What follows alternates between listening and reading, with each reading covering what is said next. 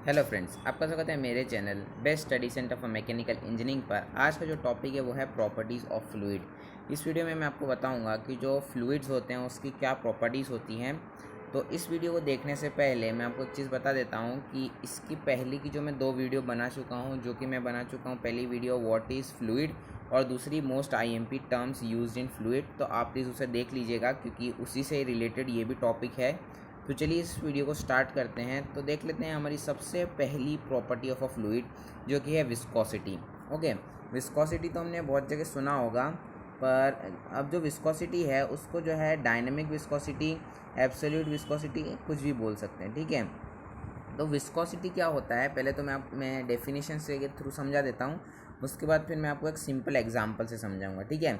अब विस्कोसिटी क्या है? विस्कोसिटी जो है, जो लिक्विड है वो रेजिस्टेंस प्रोवाइड करता है मूवमेंट ऑफ वन लेयर। मतलब कोई भी दो लेयर हैं उसके बीच में जो एक लेयर है वो उसके ऊपर वाली लेयर है उसको रेजिस्ट कर रही है उसके मोशन के लिए। अब जैसे देखिए डायग्राम से आपको समझ में आ जाएगा। यहाँ पे मेरे पास ये एक जो सरफेस है ये जो है फिक्स सरफेस है। अब इसके ऊपर जो है फ्लूइड है लेयर्स के फॉर्म में, ठीक है। जैसे ये 1 लेयर, 2 लेयर, 3 लेयर और 4 लेयर, ठीक है। अभी ये जो नीचे वाला पार्ट है वो फिक्स्ड है, तो मतलब जो फर्स्ट लेयर है वो इस तरफ मोशन करना चाहेगी, पर लेकिन उसमें एक वो होगा, फ्रिक्शन क्रिएट होगा, तो उसके कारण क्या होगा, एक रेजिस्टेंस होगा। अभी यही जो सेकेंड लेयर है वो भी फ्लो करना चाहिए आगे की तरफ, पर because that friction in first layer, जो फर्स्ट लेयर है वो सेकेंड लेयर पे रेजिस्टेंस प्रोवाइड करेगी, उसके मूवमेंट के ऊपर रेजिस्टेंस प्रोवाइड करेगी, मतलब उसको जो है फ्लो होने से रोकेगी उसको। तो ये रेजिस्टेंस जो होता है इसी को ही हम क्या कहते हैं, इसको ही हम कहते हैं विस्कोसिटी, ठीक है।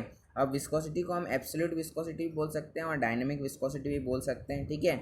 और ये किस कारण से होती है? ये कोहेसिव फोर्सेस के कारण जो होती है उस वजह से विस्कोसिटी होती है, ठीक है।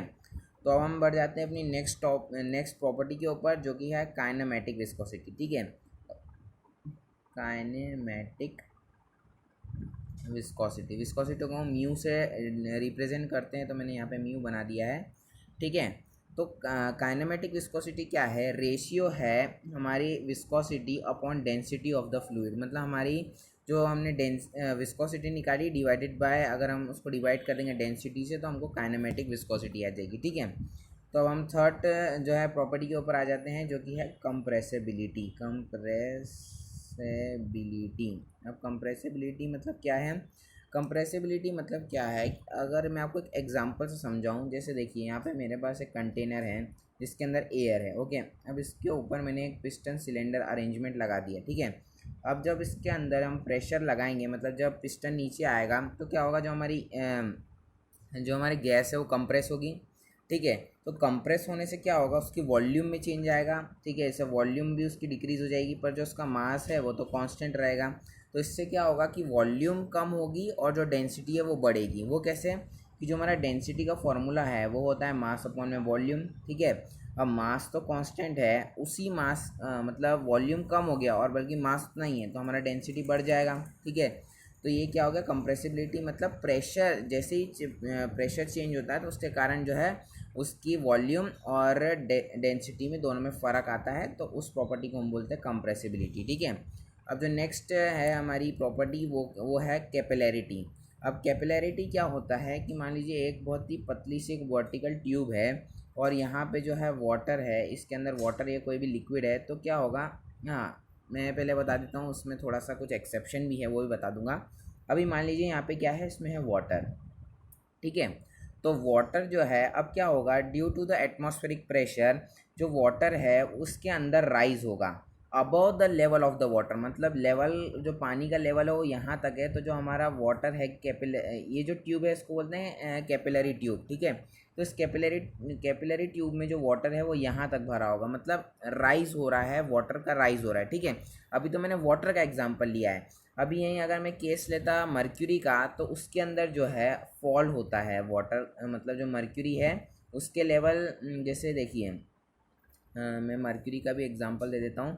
ये कंटेनर है, ठीक है, इसके अंदर है मर्क्यूरी और इसमें मैंने डाल दी हमारी कैपिलरी ट्यूब, और हमारी मर्क्यूरी का लेवल ये है, तो जो हमारा वो होगा कैपिलरी ट्यूब में जो मर्क्यूरी का लेवल होगा वो जो लेवल है मर्क्यूरी का उससे कम होगा कैपिलरी ट्यूब के अंदर। मतलब क्या है, ये एक फिनोमेना है जो कि राइज और फॉल ऑफ लिक्विड होता है एक स्मॉल वर्टिकल ट्यूब के अंदर, ठीक है।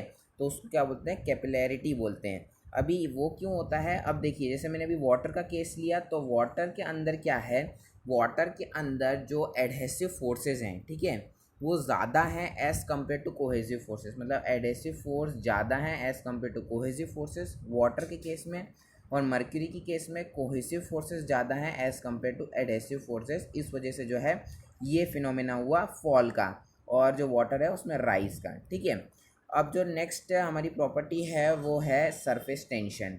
अब सरफेस टेंशन क्या होता है कि जब भी हमारा लिक्विड है वो क्या है, एक तरह से इलास्टिक बैग का काम करता है। मतलब क्या कि अगर आपने कभी एग्जामिन किया होगा कि जब जब टैप से एक वाटर की ड्रॉप गिर रही होती है तब वो बहुत देर तक गिरती रहती है और फिर थोड़े टाइम बाद गिर जाती है। तो वो ऐसा क्यों होता है, क्योंकि जो उसकी वाटर की जो जैसे ये यहाँ पे टैप है ऊपर और ये वाटर की जो ड्रॉप है, ठीक है, तो इसकी जो ये बाहर वाली जो ये लेयर है ये एक इलास्टिक बैग की तरह काम करती है।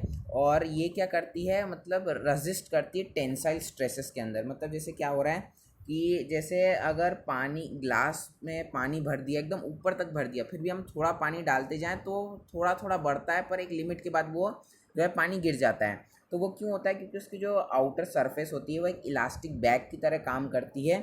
और क्या करती है, जो अंदर जो टेंसाइल स्ट्रेसेस प्रोड्यूस हो रहे हैं, मतलब यहाँ से जो मॉलिक्यूल्स हैं जो टेंसाइल स्ट्रेस प्रोड्यूस कर रहे हैं उसको रेजिस्ट करता है, ठीक है। तो वो टेंसाइल स्ट्रेस को रेजिस्ट करता है, तो उस जो प्रॉपर्टी है उसको बोलते हैं सरफेस टेंशन, ठीक है।